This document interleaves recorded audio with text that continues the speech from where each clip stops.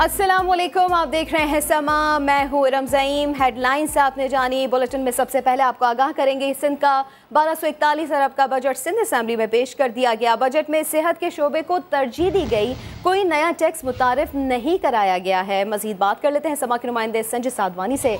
संजय, बताइएगा कितना आवाम दोस्त है ये बजट? देखिए, सिंध हुकूमत ने सिंध असेंबली में 1241 अरब रुपए का बजट पेश कर दिया है। इसमें से 968 अरब जो हैं वो सालाना अखराजात की मद में रखे गए हैं। 232 अरब रुपए सालाना तरक्याती प्रोग्राम की मद में रखे गए हैं। इसी तरह वफाक से सिंध हुकूमत को 760 अरब रुपए मिलेंगे। सूबाई टैक्स का हदफ 26% रखा गया है। 313 अरब जो है वो सिंध की आवाम से टैक्स वसूल किया जाएगा। सिंध हुकूमत ने इस मरतबा जो सेहत का शोबा है उसको तरजीह दी है और बजट पेपर्स में वाज़ेह तौर पर लिखा गया है कि कोरोना की जो मौजूदा सूरत हाल है, इस वबाई अमराज की सूरत हाल में हमें तरक्याती बजट जो है वो कम भी करना पड़ा और मजमूई तौर पर सिंध हुकूमत का जो इससे पहले साल का बजट था वो 1217 अरब रुपए का था, तो 22 अरब रुपए का मजमूई तौर पर इस बजट में इजाफा सिंध हुकूमत की जानिब से किया गया है। जो महकमा सेहत का बजट है उसमें हम बात करें तो 114 अरब रुपए गुज़िश्ता साल बजट रखा गया था, मगर इस मरतबा सेहत के बजट में इजाफा किया गया है और ये बढ़ाकर 132 अरब रुपए रखे गए हैं। और इस दौरान डॉक्टर्स के लिए जो मुख्तलिफ PPE समेत जो पैसे हैं उनके लिए भी रखे गए हैं। फील्ड हस्पताल जो हैं वो बनाने का फ़ैसला किया गया है। इस बजट में फील्ड हस्पताल के लिए पैसे रखे गए हैं। इसके अलावा इन्फेक्शन डिजीज़ के जो अस्पताल हैं, क्योंकि कोरोना की सूरत हाल से लड़ने के लिए इन अस्पताल की अशद ज़रूरत है, तो सिंध हुकूमत ने कराची, हैदराबाद समेत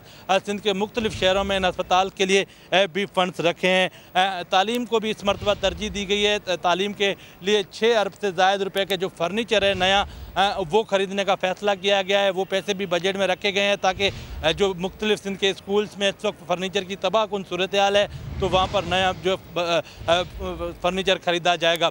अगर हम बात करें तो अपोजिशन ने इस बजट को मुस्तरद कर दिया है।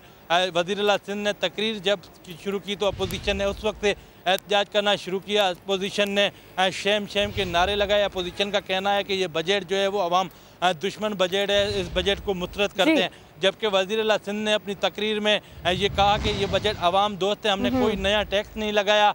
जो सिंध सूबे के सरकारी मुलाजमीन है 1 से 16 ग्रेड तक इनका ये कहना है कि ये बजट अवाम दोस्त है। सिंध के बजट की तो बात हो गई, लेकिन कराची की भी बात कर लेते हैं कि इस बजट में कराची के लिए क्या कुछ है। क्या कराची को सिंध सरकार ने इस बार कुछ दिया है कि नहीं? बात कर लेते हैं। नुमाइंदा खुसूसी मंसूर मुगैरी भी हमारे साथ है। मंसूर, सिंध के बजट में कराची के लिए क्या कुछ है? सब वही पुराना है या कुछ नया भी है? देखें, कराची के लिए जो बजट डॉक्यूमेंट है उसमें जो कराची मेगा प्रोजेक्ट्स है उसके लिए बहुत कम रकम रखी गई है। 1 अरब 94 करोड़ रुपए मुख्तस किए गए आइंदा माली साल के लिए। इस छोटी सी रकम में 19 स्कीमें हैं, जिसमें 13 स्कीमें तो शाहराहों की मरम्मत और उनकी खूबसूरती पर के नाम पे पैसे रखे गए हैं। सबसे ज़्यादा जो पैसे रखे गए हैं वो 54.5 करोड़ रुपए हैं। वो जो लांडी कोरंगी रोड है उसकी मरम्मत और उसकी खूबसूरती। उसके बाद दूसरे नंबर पे आया चंद्रीगढ़ रोड है जिस पर 45 करोड़ रुपए रखे गए हैं। तो इसी तरह कराची ज़ू के लिए 4.5 करोड़ रुपए रखे गए हैं। टीपू सुल्तान फ्लाई ओवर के लिए 6.5 करोड़ रुपए रखे गए हैं। मजमूई तौर कोई इतनी बड़ी रकम नज़र नहीं आ रही है इस बजट में जिसके लिए हम कह सकें कि कराची के लिए बहुत बड़ी रकम रखी गई है। नाम मेगा प्रोजेक्ट्स का है, लेकिन जो रकम है उसको देख के ये नहीं लग रहा है कि ये मेगा प्रोजेक्ट्स की रकम है। ठीक है, मंसूर मुगैरी और संजय साधवानी, आप इस हवाले से हमें अपडेट कर रहे थे। आप दोनों का बहुत शुक्रिया। सिंध के बजट के बारे में और भी खबरें शामिल करेंगे, लेकिन सबसे पहले एक ब्रेकिंग न्यूज़ आ रही है, वो आपको बता दें। आर्मी चीफ की ज़ेर सदारत कोर कमांडर कॉन्फ्रेंस कौमी और इलाकाई सिक्योरिटी सूरत हाल पर तबादला ख्याल किया गया है। आपको बताते चले कि आर्मी चीफ की ज़ेर सदारत कोर कमांडर्स कॉन्फ्रेंस हुई है।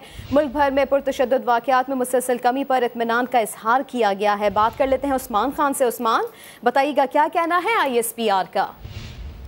जी बिल्कुल, ISPR की जानिब से बताया गया कि आर्मी चीफ के ज़ेर सदारत कोर कमांडर कॉन्फ्रेंस हुई है जिसमें अंदरूनी और रीजनल सिक्योरिटी सूरत हाल का तफसील से जायजा लिया गया है। मुल्क भर में पुरतशद्दुद वाक़यात और मुसलसल कमी आने पर फोरम में इत्मीनान का इजहार किया गया है और अफगान अमन अमल की पेशरफ्त भी फोरम को ब्रीफिंग दी गई और कोर कमांडर कॉन्फ्रेंस में अफगान अमन अमल मामूल पर आने तक ان کی جو حمایت ہے اس کے عزم کا اعادہ کیا گیا اور ساتھ ہی ساتھ فورم میں بھارتی حکمت عملی کو ناکام بنانے اور دہشت گرد تنظیموں کا جو گٹھ جوڑ ہے بھارتی حکومت کے ساتھ اس کو بے نقاب کرنے کے عزم کا بھی اظہار کیا گیا ہے۔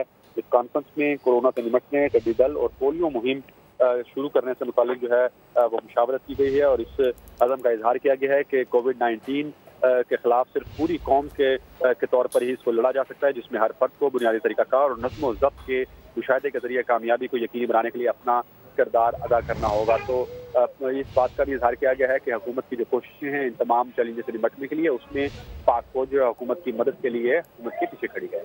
بہت شکریہ عثمان خان، تفصیلاً آپ نے اپڈیٹ کیا۔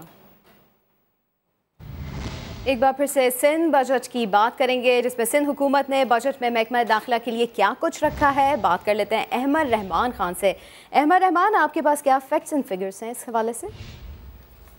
جی دیکھیں، بجٹ میں محکمہ داخلہ کے سالانہ ترقیاتی پروگرامز کے حوالے سے بھی بات چیت کی گئی ہے، جس میں یہ بتایا گیا ہے کہ محکمہ پولیس کے لیے 37 کروڑ روپے 17 لاکھ روپے مختص کیے گئے ہیں۔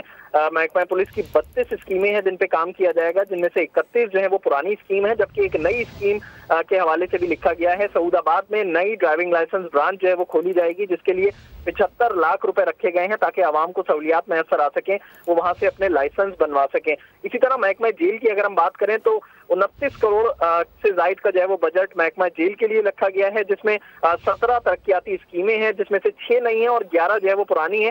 جو 6 نئی اسکیمز بنائی گئی ہیں اس کے لیے 1 کروڑ 45 لاکھ روپے مختص کیے گئے ہیں۔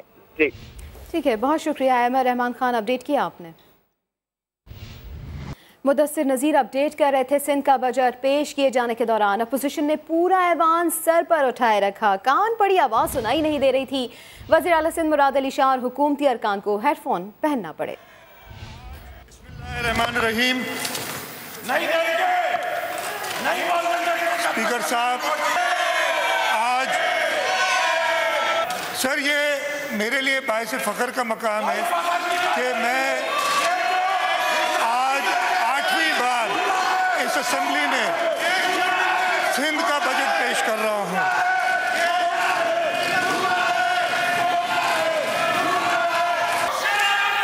مانن کے آگاہ کرن تو چاہیے COVID-19 was primarily a threat to existing health systems. وزیر اعلیٰ سندھ مراد علی شاہ بجٹ تقریر کے دوران مسلسل کھانستے رہے۔ مراد علی شاہ ماسک لگائے ہوئے تھے لیکن ان کی کھانسی تھی کہ رکنے کا نام ہی نہیں لے رہی تھی۔ وزیر اعلیٰ سندھ بجٹ پیش کرتے ہوئے 1-2 بار نہیں بلکہ 7 بار کھانسے۔ آئیے دیکھ لیتے ہیں۔ Budget statement for the year 2020-21. The epidemic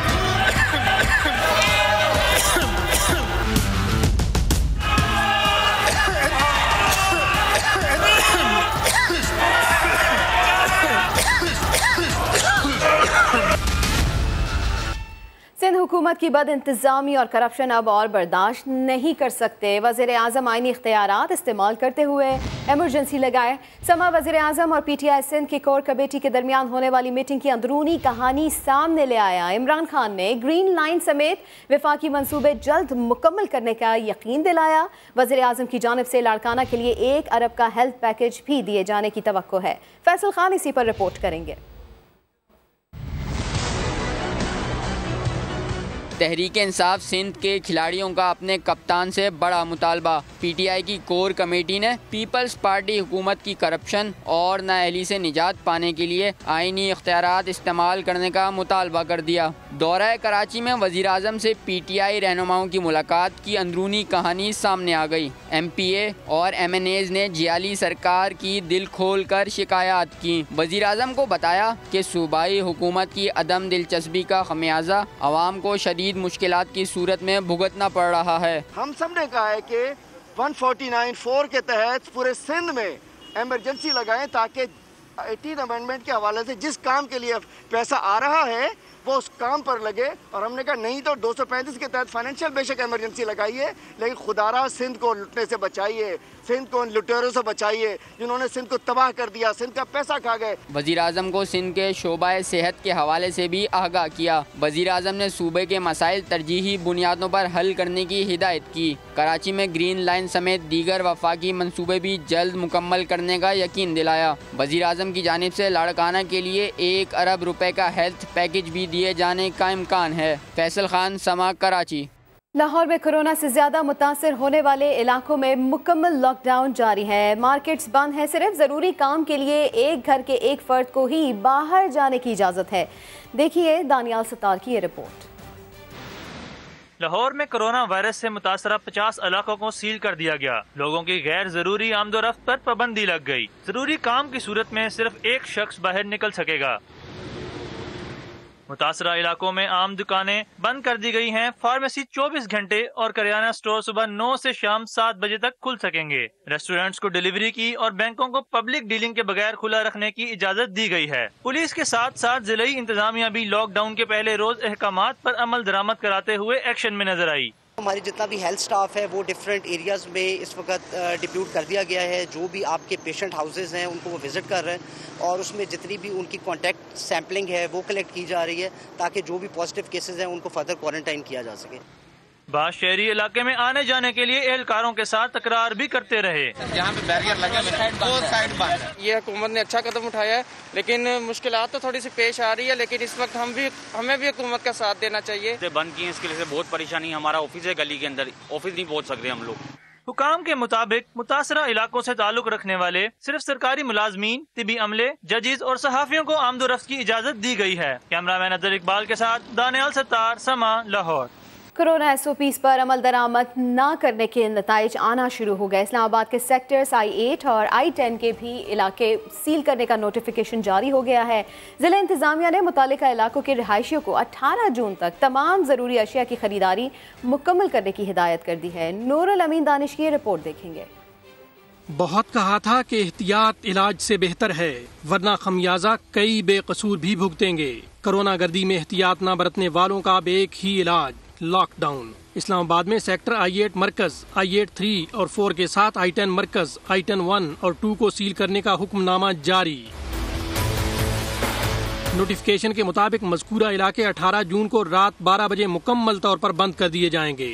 शहरियों को डेडलाइन से पहले अशियाए ज़रूरिया की खरीदारी यकीनी बनाने की हिदायत। जिले इंतजामिया का कहना है इस्लामाबाद पुलिस, रेंजर्स और फौज इन इलाकों को सील करेगी। आज शाम 6 बजे मज़कूरा सेक्टर्स में फ्लैग मार्च भी किया जाएगा। सेक्टर I8 में एक ही रोज के दौरान कोरोना के 200 केसेस रिपोर्ट हुए थे। I10 में अब तक कोरोना के 400 मरीज मंजर आम पर आ चुके हैं। कोरोना के बढ़ते केसेस के बाद सेक्टर G92 और G93 पहले ही जुमा के रोज से सील हैं। और तब्दीली सरकार को बजट इजलास में बड़ा झटका। BNP के सरबराह सरदार अख्तर मैंगल ने ऐवान में खड़े होकर हुकूमत से इत्तेहाद खत्म करने का ऐलान कर दिया। कहा, बलूचिस्तान से किए गए वादे पूरे न होने पर दिल बर्दाश्ता है। गैस घर के सामने से गुजरती है मगर सूंघ भी नहीं सकते। सूबे के 32 अजला में टिड्डी दल की लपेट में है, कोई फसल नहीं बची। वज़ीर आला के लिए तैयारा खरीदने वाली हुकूमत से शिकायत करे तो कहा जाता है स्प्रे के लिए जहाज नहीं है। PTI से मैं अपनी पार्टी के इत्तेहाद के खात्मे का बाकायदा ऐलान करता हूँ। हाथ मिलाया आप लोगों के साथ, वोट की जरूरत थी, हमने दिया। इल्जाम लगाया जा रहा है कि जी 10 अरब बिक गए। आप लोगों का एक सर का बाल जो है वो बलूचिस्तान का जो कर्जदार होगा, बलूचिस्तान आपका कर्जदार नहीं होगा। रॉयल्टी तो छोड़ें, हमारे घर के सामने से उसकी पाइपलाइन गुजरती है, हमें उसको सूंघने तक की इजाजत नहीं। बलूचिस्तान को उसका ड्यू शेयर दें, आज नहीं तो कल देना होगा। लोकस का मामला है, बलूचिस्तान की 32 इजला इसकी लपेट में, कोई भी फसल नहीं छोड़ी। जब पूछे थे कि जी हमारे पास स्प्रे करने के लिए जो एरोप्लेन नहीं है, एक वजीर आला के लिए आप एरोप्लेन ले सकते हैं, एक स्प्रे का जहाज नहीं ले सकते। शाहों से जो कुछ रब्त न कायम हुआ अपना, आदत का भी कुछ जबर था, कुछ अपनी जबान भी। वफाकी वज़ीर इत्तलात सेनेटर शिबली फराज कहते हैं अख्तर मैंगल से राब्ते में थे और रहेंगे। समा से गुफ्तगू में उन्होंने कहा 6 नुकाती मुतालबात पर बात शुरू करके BNP के तहफ़्फ़ुज़ात जल्द दूर कर दिए जाएंगे। मुज़ाकराती कमेटी में अब जहांगीर तरीन नहीं, वज़ीर आज़म 1-2 दिन में कमेटी को देखेंगे, मामलात हल हो जाएंगे। सीरियस नहीं लिया। अख्तर मिंगल के ऐलान पर वफाकी वजीर इत्तलात का रद्द अमल। समा से गुफ्तगू में सेनेटर शिबली फराज ने कहा BNP सरबराह के तहफ़्फ़ुज़ात अपनी जगह, लेकिन वफाक बलूचिस्तान को अहम तरीन सूबा समझता है। अख्तर मिंगल जो है वो तो खास तौर पे चूंकि उनका ताल्लुक बलूचिस्तान से है और बलूचिस्तान हमारे लिए बहुत एक अहम सूबा है और हम चाहते हैं कि बलूचिस्तान सूबे के जितने भी मसाइल हैं उनको जो वफाक से ताल्लुक है उसको हर तरह से उसको पूरा करें। शिबली फराज का कहना था कि परेशानी की कोई बात नहीं, 6 नुकाती मुतालबात पर कमेटी मुकम्मल होते ही बात शुरू हो जाएगी। इंशाल्लाह ये मसला एक आध रोज में ये हल हो जाएगा। उनकी जो भी तहफ़्फ़ुज़ात हैं उनको हम जरूर एड्रेस करेंगे। जहाँ तक बजट के हवाले का ताल्लुक है वो भी जो है खैरियत से गुजर जाएगा। वो हमारे हलीफ हैं और इंशाल्लाह हलीफ रहेंगे। PTI रहनुमा शहबाज गिल ट्विटर पर लिखते हैं, सियासी इत्तेहाद में गिले शिकवे होते और दूर भी हो जाते हैं, लेकिन चश्मे फलक ने वो मंजर भी देखा है कि चोरी का माल बचाने के लिए नवाज शरीफ अपने मरहूम वालिद और औलाद से भी लाताल्लुक हो गए थे और अब शहबाज शरीफ अपनी औलादों और अज़वाज से लाताल्लुकी का ऐलान कर चुके हैं। कौमी असेंबली इजलास में लीगी रहनुमा राना सनाउल्लाह के हुकूमत पर ताबड़तोड़ हमले बोले। हुकूमत ने 17 माह में मईशत का सत्यानाश किया था, कोरोना ने सवा सत्यानाश कर दिया। 50 लाख घर बनाने के दावेदारों ने अभी तक स्कीम के लिए 1 मरला जमीन भी ना खरीदी। शुगर स्कैंडल के सबसे बड़े किरदार को शान और शौकत के साथ बैरून मुल्क भेज दिया। इस डॉक्यूमेंट में क्या कोई पॉलिसी, कोई विजन, कोई मंसूबा है कि आम आदमी जो इस वक्त जिस सूरत हाल से दो चार है उसके मुतल्लिक कोई मंसूबा है इसमें? इस मुल्क की इकोनॉमी का जो मार्च तक यानी पिछले 16-17 माह में जो सत्यानाश कर दिया गया था इस मौजूदा हुकूमत की पॉलिसियों की वजह से और फिर कोरोना ने आके जो है उसका सवा सत्यानाश कर दिया, क्या उनके हल के लिए आम आदमी की बेहतरी के लिए जो है वो कोई तजवीज इसमें है? ये किसने कहा था कि आते ही 3 दिन के अंदर अंदर इमरान खान आएगा, सबकी फाइलें मंगवाएगा और अगले दिन 200 अरब डॉलर जो है वो बैरून मुल्क से पाकिस्तान आ जाएगा। कोरोना के आने से पहले क्या चीनी बहरान उससे पहले नहीं आया? क्या आटा बहरान उससे पहले नहीं आया? पेट्रोल बहरान तो अब पैदा किया गया है। चीनी माफिया जो है उसने 100 से 150 अरब रुपया जो है आम आदमी की जेब से जो है वो उसने लूटा है। चीनी माफिया में जिसका सबसे बड़ा हिस्सा था उसे पूरी शानो शौकत से जो है बैरून मुल्क जो है वो भेजा गया। और अब एक अफसोसनाक खबर, PTV के प्रोग्राम नीलाम घर से शोहरत पाने वाले मारूफ मेज़बान तारिक अजीज़ 85 बरस की उम्र में इंतकाल कर गए।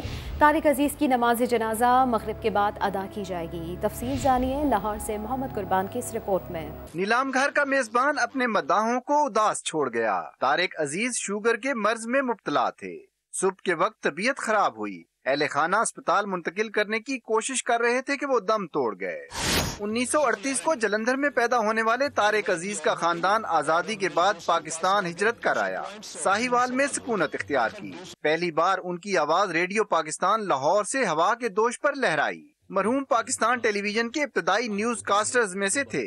लाहौर में, इस शहरों के शहर में, इस कॉलेजों के शहर में, इस बागों के शहर में, इस फूलों के शहर में पाकिस्तान टेलीविजन अपनी नशरियात का आगाज कर रहा है। उनका प्रोग्राम नीलाम घर 4 दहाइयों तक चलता रहा। प्राइड ऑफ परफॉर्मेंस का एजाज हासिल करने वाले तारिक अजीज ने शायरी और अदाकारी के साथ साथ सियासत के मैदान में भी तबाह आजमाई की और 1997 से 1999 तक रुकने कौमी असम्बली रहे। तारिक अजीज ने जिन फिल्मों में काम किया उनमें इंसानियत, हार गया इंसान, सालगिरह, कसम उस वक्त की और चराग कहाँ रोशनी कहाँ शामिल हैं। मरहूम इन दिनों अपनी किताब फुटपाथ से पार्लियामेंट तक लिखने में मसरूफ थे। PTV के मारूफ कंपेयर तारिक अजीज़ लाहौर में इंतकाल कर गए। गार्डन टाउन में उनकी रिहाइशगाह पर ताज़ियत के लिए मुख्तलिफ शख्सियात की आमद का सिलसिला जारी है और नमाज जनाजा भी मगरिब के बाद अदा की जाएगी। बात कर लेते हैं समा के नुमाइंदे मोहम्मद कुर्बान से। मोहम्मद कुर्बान, यकीनन माहौल यहाँ पर काफ़ी सोगवार होगा।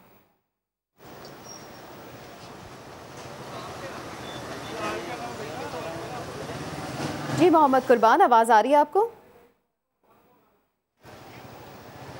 جی بالکل، اس وقت ہم موجود ہیں طارق عزیز مرحوم کی رہائش گاہ کے باہر، جہاں پر ان کے عزیز و اقارب اور دوست احباب کی آمد کا سلسلہ شروع ہو چکا ہے۔ نماز مغرب کے بعد کچھ ہی دیر میں نماز مغرب ادا کی جائے گی، جس کے بعد یہاں مقامی مسجد میں ان کی نماز جنازہ ادا کر دی جائے گی اور گارڈن ٹاؤن کے مقامی قبرستان میں ہی ان کی والدہ کے پہلو میں ان کی تدفین کی جائے گی۔ اس وقت جو ہے وہ ان کے کفن دفن کا انتظام کیا جا رہا ہے اور تمام تدفین کے جو انتظامات ہیں وہ مکمل ہو چکے ہیں۔ عزیز و اقارب یہاں پر پہنچ رہے ہیں، ساتھی فنکار جنہوں نے ان کے ساتھ کام کیا وہ بھی یہاں پر پہنچ رہے ہیں۔ پی ٹی وی سینٹر میں انہوں نے تقریباً 4 دہائیوں تک کام کیا، ان کے جو ساتھی پروڈیوسر ڈائریکٹرز وہ بھی یہاں پر پہنچ چکے ہیں اور ہر تمام لوگوں کا یہی کہنا ہے کہ وہ ایک نفیس اور محبت کرنے والے انسان تھے اور آج ہمیں بہت بڑا دکھ دے گئے ہیں۔ علم و ادب کا ایک بڑا باب بند ہو گیا ہے۔ جی بہت شکریہ محمد قربان آپ کا۔ معروف کمپیئر طارق عزیز سوشل میڈیا پر لکھے گئے اپنے آخری پیغام میں زندگی کی طرف سے مایوس نظر آئے۔ طارق عزیز نے گزشتہ روز اپنے ٹویٹ میں لکھا، یوں لگتا ہے وقت تھم گیا ہے، رواں دواں زندگی رک گئی ہے۔ کئی دنوں سے بستر پر لیٹے لیٹے سوچ رہا ہوں کہ آزادانہ نقل و حرکت بھی مالک کی کتنی بڑی نعمت تھی، نہ جانے پرانا وقت کب لوٹ کر آتا ہے۔ ابھی تو کوئی امید نظر نہیں آ رہی۔ ابھی آپ کو براہ راست لیے چلتے ہیں لاڑکانہ۔ وزیر اعظم عمران خان صحافیوں سے بات کر رہے ہیں کہ فاٹا کو پیسے دینے چاہیے نہیں دینے چاہیے، اس کی کمپوزیشن کی کہا ہے۔ پھر ارسا ہے، اس میں واٹر ڈسٹریبیوشن جو ہے اکارڈنگ ٹو ارسا میکینزم نہیں ہو رہا ہے، اس پہ ریزرویشنز ہیں، وہ ایک ہسٹوریکل ایگریمنٹ ہے اس کی تحت ہو رہا ہے جس پہ سندھ کو ریزرویشنز ہیں۔ پھر جو ارسا میں فیڈرل سیکرٹری تھا وہ ایک کمٹمنٹ تھی سندھ کے پاس جب یہ واٹر اکارڈ ہوا تھا، پھر مشرف کے پاس دور میں بھی کہ یہ سندھ سے ممبر ہوگا، اس پہ معاملہ ہوتے رہے۔ پھر یہاں جو سینسٹیوٹیز ہیں، مثال کے طور پر پاکستان کی جو نیشنل لینگویجز ہیں، جو انڈیجنس لینگویجز ہیں، ان کے سلسلے میں اس وقت حالت یہ ہے کہ پی ٹی وی نے سب لینگویجز پہ جو نیو پروگرامز پروڈکشن ہے، ظاہر اس میں سورسز ہوتے ہیں لوگوں کو ملتے ہیں، وہ بند کر دیے ہوئے ہیں۔ نیشنل لینگویج میں چل رہے ہیں، اس پہ نہیں چل رہے ہیں۔ تو اس قسم کا یہ جو ایک میسیج جا رہا ہے کہ اور اپنا سلیبس ہے اس کو آپ بڑی ڈسکشنز کے بعد واپس آیا تھا صوبوں کے پاس، پھر یہ بات ہو رہی ہے کہ نہیں یونیفارمل سلیبس ہوگا اور وہ سینٹرلائز ہوگا۔ یہ بڑے سیریس ایشوز ہیں، اس پہ ضرور پہلے میں آپ کو اوور آل اپنا فلسفہ بتاتا ہوں کہ جو میرے خیال میں دنیا میں کامیاب گڈ گورننس جو ملک ترقی کر چکے ہیں، جن کی گورننس سسٹم بہتر ہے، ان کے اندر بیسکلی ایک کامن فیکٹر ہے، اور کامن فیکٹر یہ ہوتا ہے کہ جتنی آپ پاور ڈیوالو کرتے ہیں نیچے، یعنی سیلف گورننگ کمیونٹیز ہوتی ہیں، اتنا وہ سسٹم کامیاب چلتا ہے۔ آپ کوئی بھی دنیا کے اچھے گورننس کے ماڈلز لے لیں، مثلا آپ سوئٹزرلینڈ کا بہترین سمجھا جاتا ہے، وہ چھوٹا سا سوئٹزرلینڈ کے اندر 25 کینٹون ہیں، مثلا آلموسٹ صوبے کی حیثیت، بالکل اپنے فیصلے وہ کرتے ہیں، اختیارات ان کے پاس ہیں، وہ ٹیکس کلیکشن اپنی اکٹھی کر کے تو وہ پھر سینٹر کو پہنچاتے ہیں، اور وہ بڑا کامیاب ماڈل ہے۔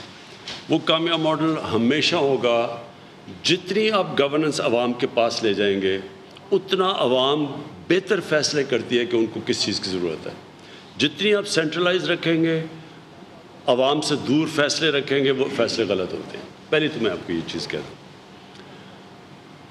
پاکستان کے اندر میں سب سے زیادہ ایڈوکیٹ ہوں ڈیولوشن کا، کہ پاور نیچے تک جائے۔ میں اب سے نہیں، آپ میری 24 سال پہلے سے بھی دیکھ لیں کہ میں ہمیشہ یہ کہتا گیا ہوں۔ ہمارا المیہ کیا ہوا کہ ہمارا پہلے تو سینٹرلائز سسٹم تھا، ساری پاور فیڈریشن کے پاس تھی، اس کے بعد 18th امینڈمنٹ میں فیڈریشن سے چلی گئی صوبوں میں، لیکن صوبوں سے نیچے جو جانا چاہیے تھا لوکل گورنمنٹ سسٹم، جو بیسکلی ایک تیسرا ٹیئر ہوتا ہے، بنیاد ہوتی ہے گڈ گورننس کی، کوئی وہاں نیچے پاور نہیں گئی۔ آج آپ کے کراچی کے سارے پرابلمز اگر آپ چلے جائیں تو کیونکہ پاور ڈیوالو نہیں ہوئی، فیصلے کہیں اور ہو رہے ہیں، اگر ایک پارٹی کا پاور بیس کچھ اور ہے تو وہ اسی کو کیٹر کرتی ہے۔ اسی طرح پنجاب کے اندر کبھی پاور نیچے تک نہیں گئی۔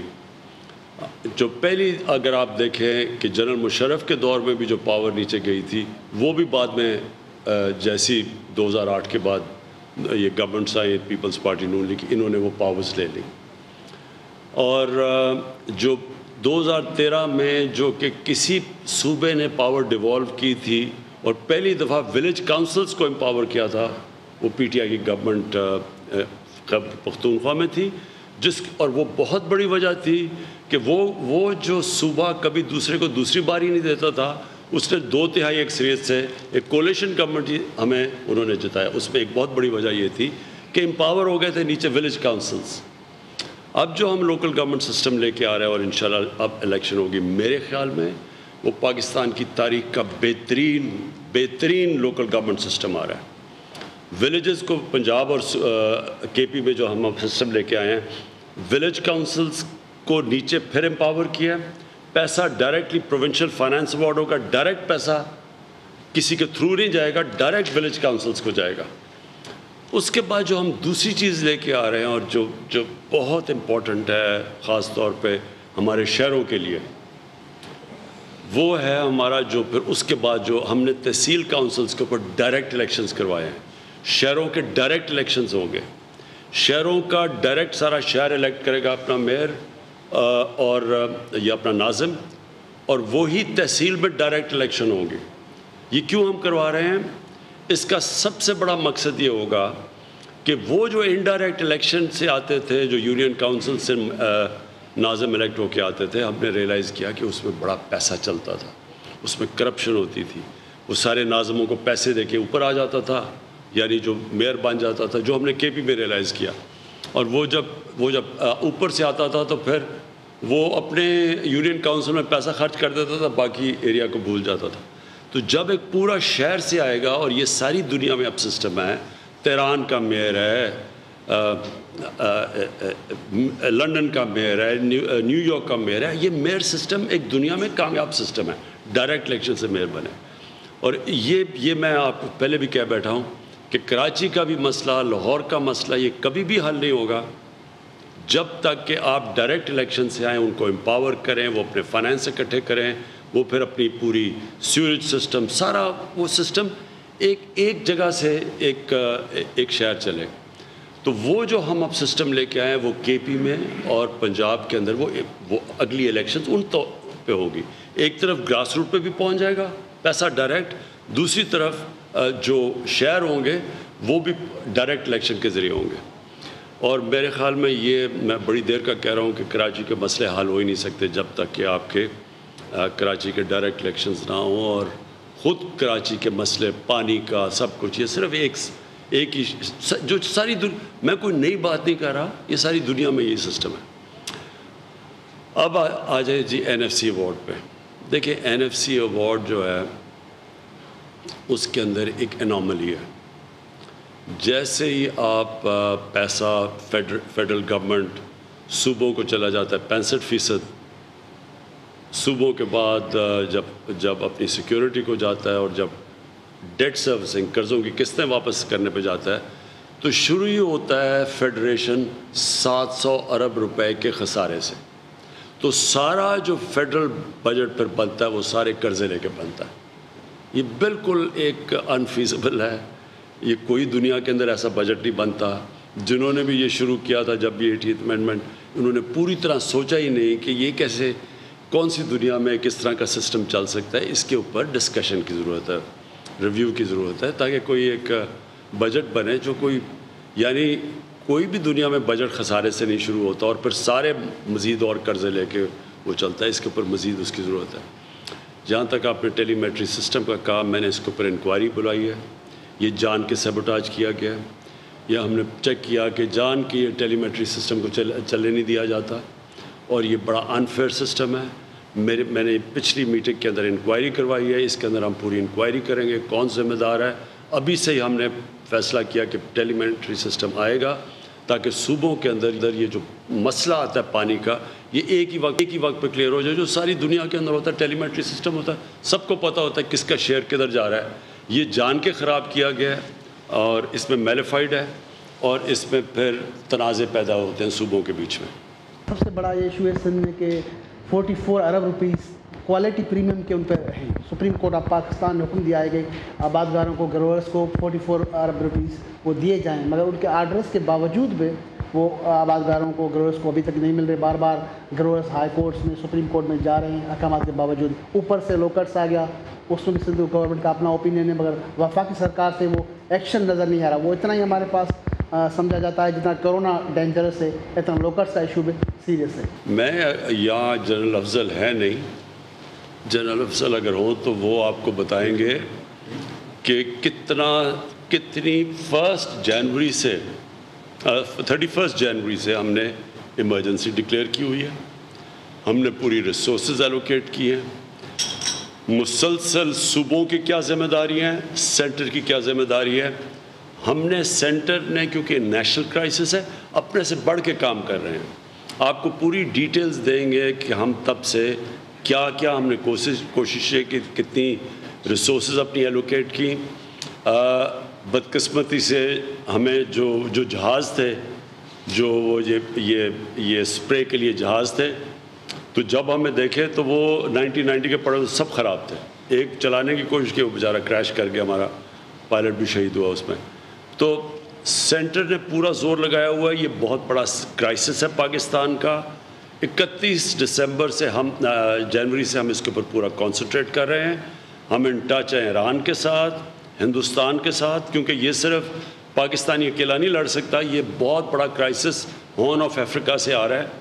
वो उधर उन्होंने बड़ी तबाही मचाई है, आपको पता है, सोमालिया वगैरह, सूडान के अंदर, और वो ये बिल्कुल फॉलो कर रहे हैं। और हम इन 2 मुल्कों से, क्योंकि ईरान से भी आ रहा है और हिंदुस्तान से हमें डर है कि जुलाई के दौर से भी आ सकता है। तो सिर्फ ये मैं आपको कह दूँगा, पूरी तरह इसके ऊपर आ गए हैं। हमारी मीटिंग्स के अंदर सारे सूबे बैठते हैं, हम सारे पूरे डिस्कशंस करते हैं। ये बड़ी बदकिस्मती है कि अगर ये कोई ये इसके ऊपर पॉलिटिक्स, जिस तरह कोरोना के ऊपर पॉलिटिक्स खेली जा रही है, बड़ी बदकिस्मती है। सब चीज़ कोऑर्डिनेशन से हो रही है। और मैं ये आपको बता दूं कि कई चीज़ें जो हमारे हाथ में हैं, हम पूरी कोशिश कर रहे हैं। कई चीज़ें हमारे हाथ में नहीं हैं, क्योंकि अगर वो दूसरे मुल्कों ने एक्शन ना लिया, मसलन ईरान से जो आएगी और जो हिंदुस्तान से आएगी और जो भी हॉर्न ऑफ अफ्रीका से आ सकती है, तो इसके ऊपर हम डिपेंडेंट हैं और भी दुनिया में मुल्कों में। और इसमें हम FAO के साथ मुसलसल कांटेक्ट के अंदर हैं। आपकी हुकूमत जब आई थी तो सारे लोगों ने वेलकम किया था, क्योंकि आपका जो नैरेटिव था वो तब्दीली का था। तो सारे लोग जो है आपको उस तरह से वाच कर रहे हैं। 2 साल हो गए हैं, तो क्या तब्दीली आप ला रहे हैं और किस सेक्टर में आपने कोई अचीवमेंट की है और कितनी हद तक की है? और एक बड़ा मसला जो शुरू से हम देखते चले आ रहे हैं, वो सेंटर और सूबों के दरमियान तनाव है। और वो इस वक्त भी शिद्दत ये नहीं है कि वो सिर्फ आपकी हुकूमत में है। इससे पहले भी जो हुकूमतें थी, वो नून लीग की हुकूमत थी या ख़ुद पीपल्स पार्टी की अपनी हुकूमत थी, तो भी ये तनाव चलता आ रहा था। यही टेलीमेट्री सिस्टम्स या ये जितनी चीज़ें जो डेवलप की गई थी, वो भी उसी तनाजुर में हम देखते हैं। तो आपके दौर में हम तवक्को कर रहे थे कि वो शायद कम हो जाएंगे ये मामलात, क्योंकि आप पूरे पाकिस्तान के वज़ीर आज़म हैं और आप इंसाफ की बुनियाद पे और तब्दीली की बुनियाद पे आप इलेक्शन लड़ के आए हैं। तो आपने इस सिलसिले में क्या अचीव किया है? हम तो देख रहे हैं वही तनाव है और वही बयानात हैं, वही पॉलिटिक्स है। लोग तो ये नहीं देखना चाहते। मैं जिधर मसले हमें आए हैं वो कोरोना के ऊपर आया है। आप यकीन करें कि जिस तरह हमने कोरोना को सारा पाकिस्तान को बना के हमने प्रोसीड किया है, एक मुल्क को देख के बजाय इसके कि ये सूबे का क्या इंटरेस्ट है, हमने पाकिस्तान का इंटरेस्ट देखा। और मुझे बड़े अफसोस से कहना पड़ता है कि यहाँ इसके ऊपर पॉलिटिक्स खेली गई है। हमारे साथ हमने एकदम सिस्टम डेवलप किया CCOP का, जिधर सारी हमारी सूबों चीफ मिनिस्टर्स, जो चीफ सेक्रेटरीज हैं, वो बैठ के हर रोज़ सुबह, यहाँ के आपके डॉक्टर्स हैं, हमारे डॉक्टर्स वहाँ बैठ के पूरी डिस्कशन करके हम आगे बढ़ते हैं इसमें। अफसोस से मुझे कहना पड़ता है कि हमारी कई मीटिंग्स हुई हैं, NCC की मीटिंग हुई है जिसमें सारे चीफ मिनिस्टर हैं, हमने बैठ के कंसेंसस से फ़ैसला किया। اس کے 1 گھنٹے کے بعد جا کے ٹی وی پہ دیکھتے ہیں کہ پیپلز پارٹی کے وزیر کچھ اور ہی باتیں کر رہے ہیں کہ جی سینٹر نے ہمارے سے یہ کر دیا وہ کر دیا. یعنی ایک ایک فیصلہ ہم نے چلا سارے صوبوں کو آن بورڈ لے کے چلے. ہم نے صرف ایک یہ تھا کہ انہوں نے ایک دم جب شروع میں لاک ڈاؤن کیا تو یہاں سندھ میں انہوں نے بڑا سخت لاک ڈاؤن کر دیا. میں تو پہلے دن سے کہہ رہا تھا کہ سخت لاک ڈاؤن اس ملک میں جس میں غربت ہے 40% کراچی تو کچی بادیوں میں ہے. کہیں میں مجھے دنیا میں بتا دیں جدھر کچی بادیاں لوگ 8-8 کمرے ایک کمرے میں ہوں, جدھر ڈیلی ویجر ہو, جدھر دہاڑی دار, جدھر آپ کے 25 ملین 2.5 کروڑ لوگ جو دہاڑی کے اوپر اپنے بچوں کا پیٹ پالیں اور جو یا ہفتے کی تنخواہ پہ بچوں کا پیٹ پالیں, اس ملک کے اندر اگر آپ ملک بند کر دیں لوگ تو بھوکے مرنے شروع ہو جائیں گے. شروع میں ہی انہوں نے بند کر دیا سندھ نے, میرے سے تو نہیں پوچھا کسی نے. میں تو پہلے دن سے لگا, آپ میری پہلی سٹیٹمنٹ پڑھے, میں نے کہا ہمارے لیے ڈبل پرابلم ہے, ایک طرف کرونا سے بچانا ہے, ایک دفعہ لوگوں کو بھوک سے بچانا ہے. یہ حال کر دیا انہوں نے جب شروع میں بند کیا, اور ان کو دیکھ کے باقی صوبوں نے بھی بند کر دیا. میں نے تو نہیں, ہم تو 80th امینڈمنٹ میں صوبوں کے پاس اختیارات ہیں, اپنے فیصلے کر سکتے ہیں. نتیجہ یہ ہوا آپ کہیں گاڑی جا رہی تھی کہ غریبوں کی بستیوں میں گاڑیوں کے اوپر حملے شروع ہو گئے, لوگوں نے گاڑیوں لوٹنی شروع کر دی, کرائم اوپر چلی گئی. اب بھوکے لوگ وہ کیا کریں گے؟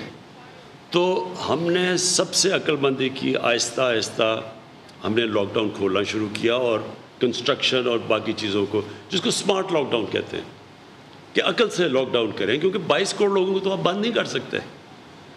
ساری ایک ایک سٹیپ کے اوپر سارے صوبوں کو ہم نے بات کی اور ان کو اکٹھے لے کے چلے, ایک ایک چیز کے اوپر. ہوتا کیا تھا, ادھر سے وہ بیٹھے ہوئے وہاں مراد علی شاہ, وہ مانتے ہیں بات کنسنسس, بعد میں جا کے بلاول کوئی اور ہی اسٹیٹمنٹ دے رہے ہیں. وہ کہہ رہے ہیں جی سر, آپ اگر دیکھیں اٹھا کے کہ جو ہم نے جو NDMA سے جو ہم نے سامان پروکیور کیا, بالکل ہم نے پوری طرح انصاف کے پیمانے میں سارے صوبوں میں بانٹا. آپ اٹھا کے دیکھ لیں, ہر جگہ ہم نے چیزیں, جو ہم ابھی یہ لوکس پہ کر رہے ہیں, کئی ذمہ داریاں صوبے کی ہیں کہ سینٹر کی ہیں, اس کے باوجود سینٹر پوری مدد کر رہا ہے صوبوں کی. کہیں ہم نے یہ نہیں دیکھا کہ یہ سندھ کا صوبہ اپوزیشن میں ہے یا GB کا یا آزاد کشمیر کا. ان سے پوچھ لیں, وہ نون لیگ کے صوبے ہیں, ان سے پوچھ لیں کہ کہیں ہم نے ان سے کوئی کسی قسم کی ناانصافی کی ہو یا کوئی فرق کیا ہو. دیکھیں یہ جو کرائسس ہے کرونا کا, یہ کرائسس انٹرنیشنل ہے. اس کرائسس میں سے اللہ نے ابھی تک پاکستان کو بچایا ہوا ہے. پاکستان کے جو ابھی حالات ہیں یہ یاد رکھیں ہمارے بڑھ رہے ہیں. یہ پیک آنی تھی کیونکہ ہم بند کر نہیں سکتے تھے زیادہ دیر. بڑے بڑے ملکوں کا دیوالیہ نکل گیا ہے جو کہ ہمارے سے امیر ترین ملک ہیں. جب آپ لاک ڈاؤن کرتے ہیں ایک معاشرے کو, کوئی بھی معاشرے کے اندر یہ برداشت نہیں ہو سکتا. آج امریکہ میں 20 صوبوں کے اندر کرونا بڑھ رہی ہے, اس کے باوجود وہ لاک ڈاؤن کھول رہے ہیں. ہندوستان کے اندر ہمارے سے تیزی سے افواہ بڑھ رہی ہے, انہوں نے سب سے زیادہ سخت لاک ڈاؤن کیا. آج وہ مجبور ہیں کھولنے میں, ان کے لوگ بھی زیادہ مر رہے ہیں, ان کے بھوک سے بھی لوگ زیادہ مر رہے ہیں. سو ہم نے یہ جس طرح, میں پورے آج وثوق سے کہتا ہوں, وزیر اعظم عمران خان کراچی میں صحافیوں سے بات کر رہے ہیں. ان کی جانب سے یہ کہا گیا کہ تمام فیصلے صوبوں کی مشاورت سے کرتے ہیں. وزیر اعلیٰ سندھ اجلاس میں ایک بات کرتے ہیں اور پھر بلاول دوسری بات کرتے ہیں. ایک بریک کے بعد آپ دیکھ سکیں گے پروگرام 7 سے 8. دیکھتے رہیے سما.